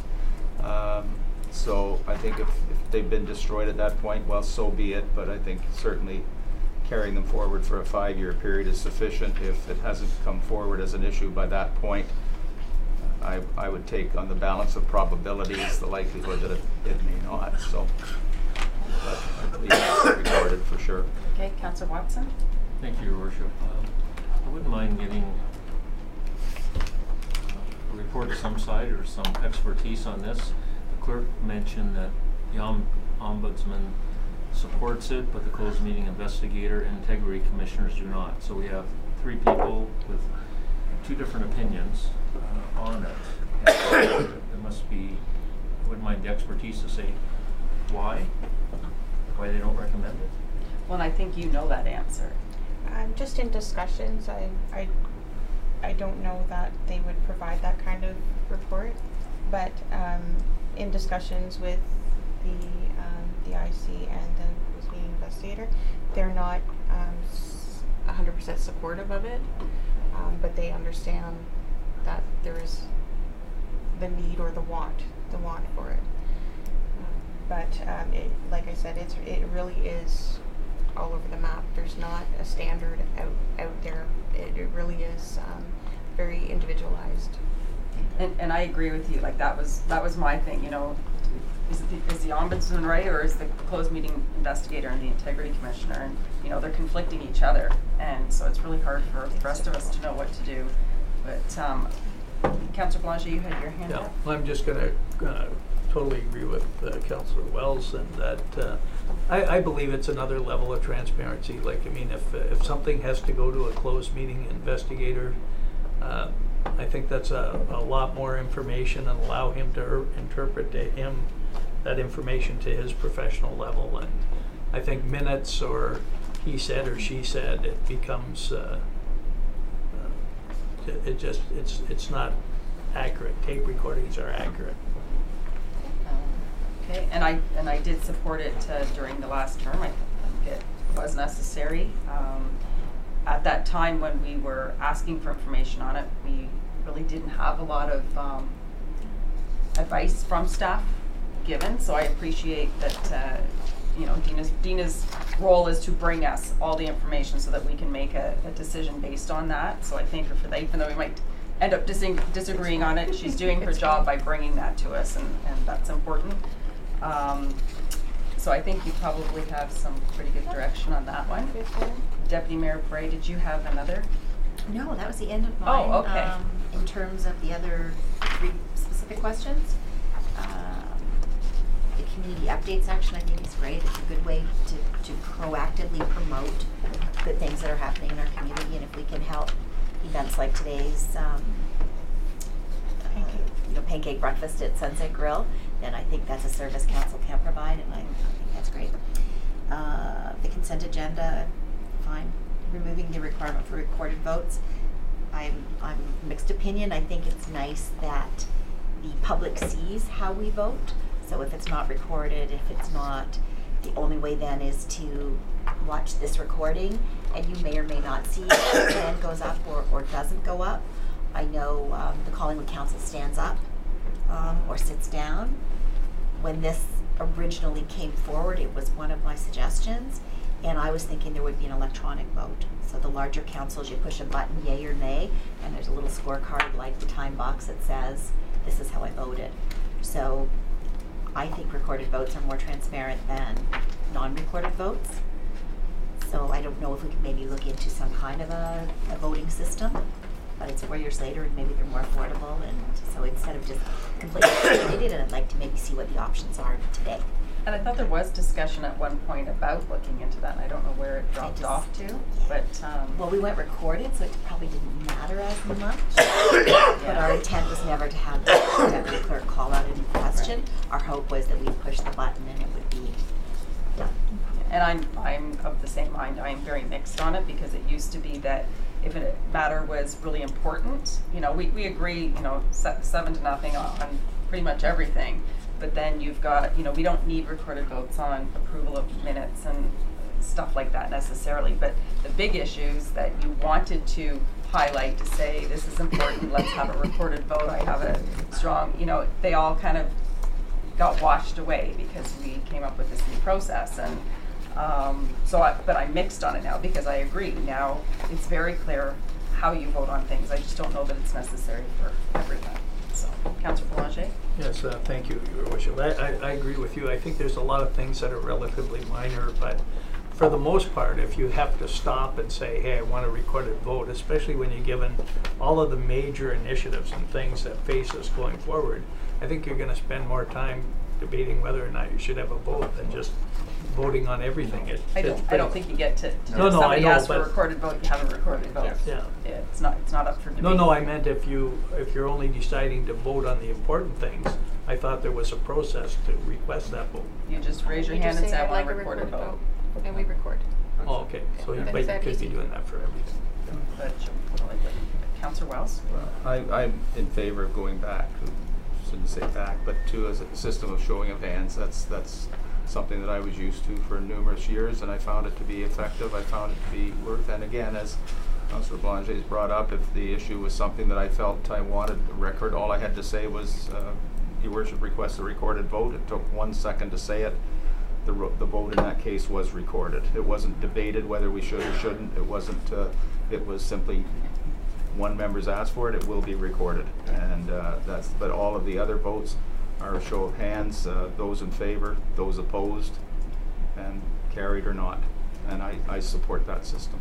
Hey, Councillor Foster. And that, I was going to say that much earlier, but the same idea. And I, again, not all votes have equal weight.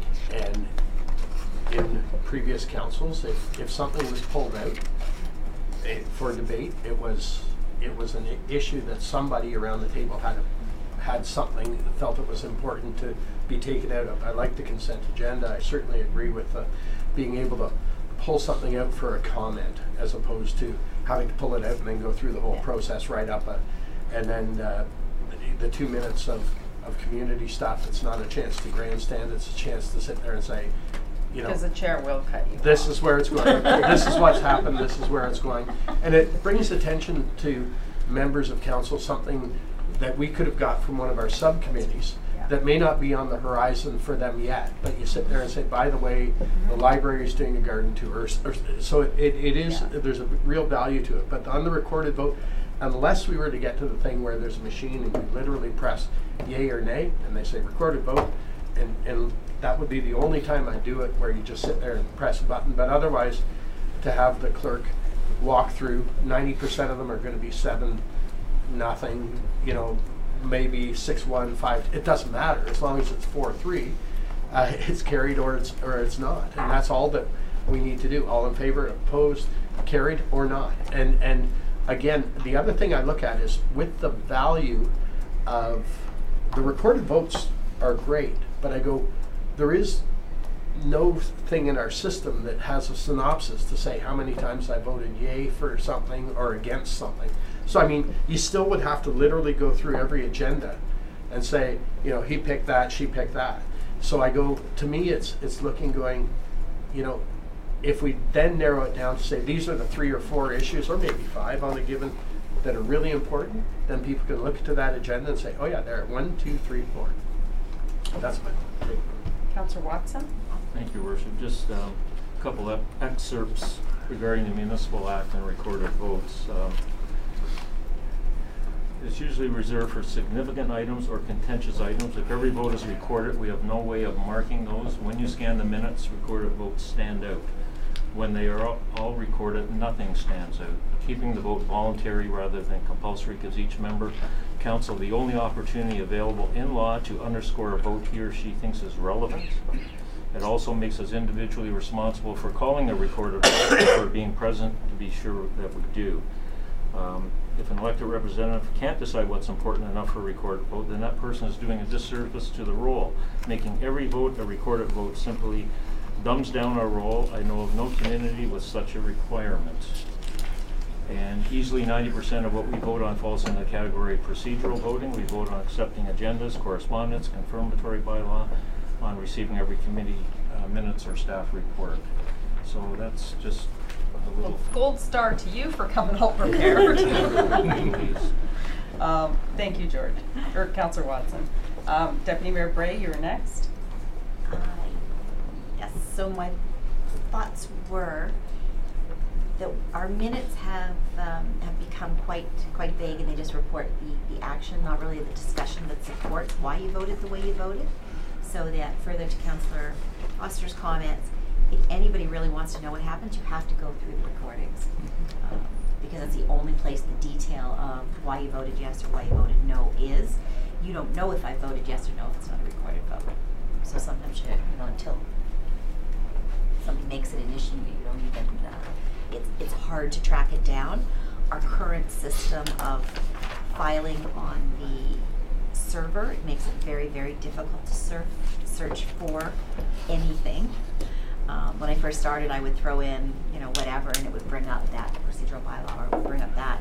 But I find it, I don't know if it's getting bigger and more cumbersome, but it's a nightmare to try to search on our public server for information about decisions that we have made at this table.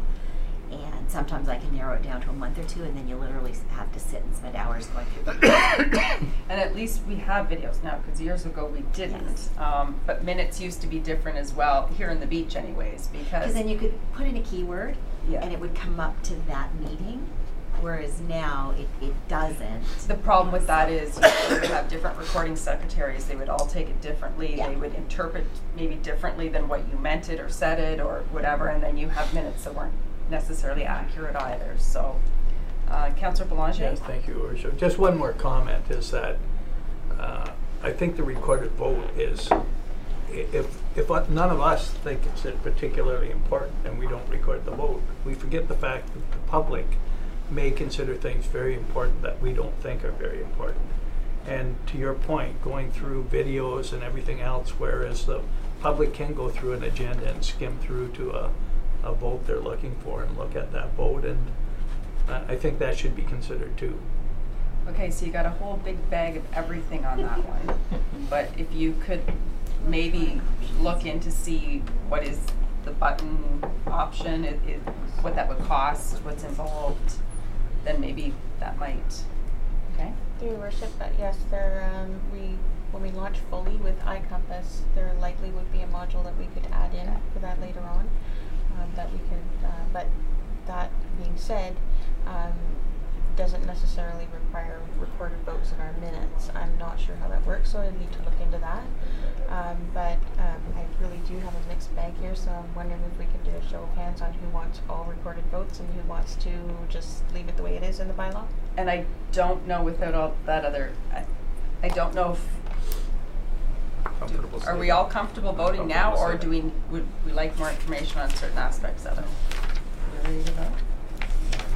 I would like to see the cost or the options for electronic recording of votes.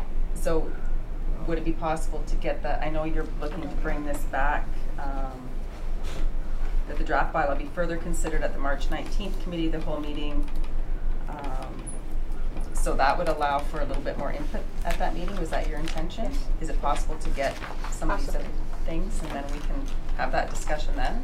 Yes. Okay, Councillor Wells? I guess I would only ask if I think there's a sense that some people feel one way or the other, and I would like to see us make a decision today and on one or the other moving forward. We can always adjust to some other system down the road, but I think you have to remember that as long as we're going to stay in this room, which I believe we should for committee meetings as opposed to the council chamber, you're looking at probably two systems maybe. So you don't really know what that system entails right now. We can make the change down the road if it turns out that way, but in the short term, for Dina's sake and our sake, I would like to decide basically today, upon the passing of this bylaw, which way we're going forward, subject to a future change if need be. So let's get it let's get it decided today, one way or the other. So then further to that, I would just vote status quo for now until we have determined what the options And to I would change. be the opposite, so. Yeah, and I think that's the problem. I think for myself, I shared how I feel about it, but I think if we had this voting system and it was not really expensive and it's something that could be implemented quickly, then I would be okay staying. If not, maybe I would feel differently. So I don't know that I can properly make a decision today on it, because now I'd like to have this other information. George? Thank you, Madam Chair. So just to bring the discussion back to the way we used to do it was we used to have a little stack of papers with everybody's name on the stack of papers with the item number and the date, and if somebody called for a recorded vote, we pulled that slip of paper out, we put the item number, we put the date, and the clerk called the vote, tick, tick, tick, tick, tick, and that was the extent of it. So in terms of extra workload or whatnot. It wasn't a substantial amount of extra work. The material was prepared and it was available in advance. Certainly an electronic system would make it go that much faster. But there are limitations in terms, and Councillor Wells just brought that up with respect to this room versus the council chamber. So I think the key issue is recorded vote and non-recorded vote.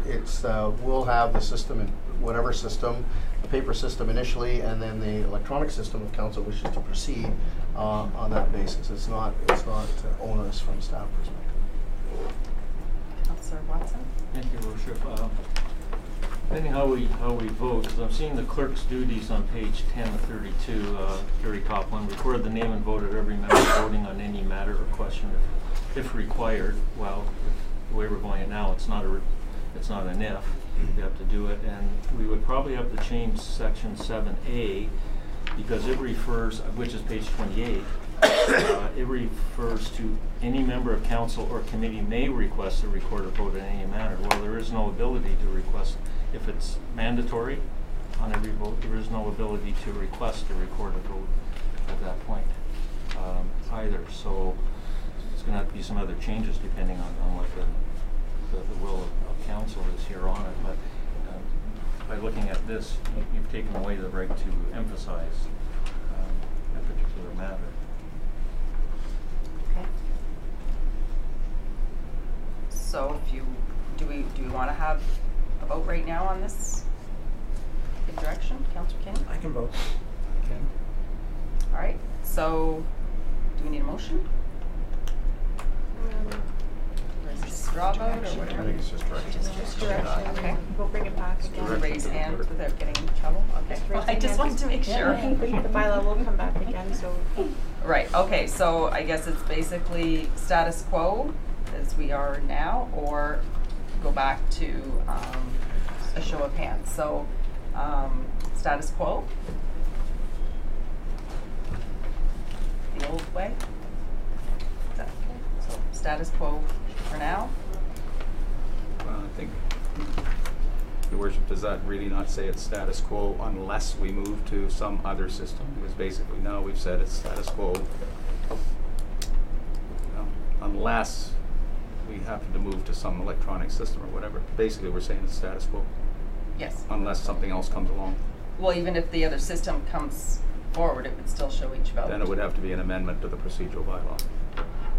Just before into it. That's fine. That's fine, it's done. So if an electronic system came along, we're still doing status quo only with an electronic system. It's the same thing. It's not an amendment. Dina?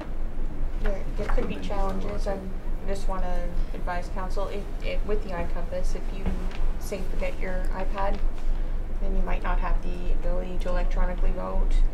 So there could be some things we might have to write into the bylaw to address. You know, if your iPad's not working, or you know, if we have come into any issues where someone's left theirs at home, that's where the voting system would be. So you would have to we'd have to write something in for that. We might have to go to call-in votes on those. Who opened this big can of worms today? I thought it was just an easy one. I don't know what happened. What happened? This was actually requested, I believe, during our council priority sessions. Yeah. That we not record every vote. Yeah. Okay, so is there anything else within the procedural bylaw that anybody wanted to discuss? You do? Okay. I just want to draw attention to the appendices. What I did in this bylaw was pull out the requirement to have every item listed or listed in that order for efficiency and for, say for an example, a staff member had a report that went with the delegation. Currently we have no flexibility to bring that staff report up with the delegation. Some of those items, so what we've done is moved that so that the clerk has flexibility to order the agenda. So I want to make sure I highlight that and that council's okay with that, so that it helps with efficiency of the meeting prior to having to say, do a resolution at the table to move item A before item C and all those things. So it's just kind of to allow us to be efficient with the agenda preparation. If that's okay? Yep, I think so. Okay. Good. Okay. If there's no other questions, it's moved by Councillor Wells, seconded by Councillor Kinney. Be it resolved that the Committee of the Whole table the draft 2019 procedural bylaw report, and that the draft bylaw be further considered at the March 19th Committee of the Whole meeting based on direction provided at the March 5th meeting and comments received at the March 19th meeting, and further public notice be provided for Council to consider adoption of the bylaw at the March 26th Council meeting. Thank you, Worship. We'll call for the vote. Councillor Boulanger? In favor? Deputy Mayor Bray? In favor? Councillor Foster? In favor. Councillor Kinney? In favor? Councillor Watson? In favor? Councillor Wells? In favor. Mayor Recolsky? In favor. The vote is 7 in favor and 0 opposed. The motion is carried. The next portion is an in-camera session. I can read this first and then take a 5-minute break. It's moved by Councillor Kinney, seconded by Councillor Boulanger. Be it resolved that pursuant to Section 239(2)(c) of the Municipal Act 2001 as amended, the next portion of the Committee of the Whole meeting of March 5th, 2019 be closed to the public to discuss a proposed or pending acquisition or disposition of land by the municipality. We will call for the vote. Councillor Boulanger? In favor? Deputy Mayor Bray? In favor? Councillor Foster? In favor. Councillor Kinney? In favor? Councillor Watson? In favor. Councillor Wells? In favor. Mayor Recolsky? In favor? The vote is 7 in favor and 0 opposed. The motion is carried. Okay, and for reason we'll take a 5-minute break and come back.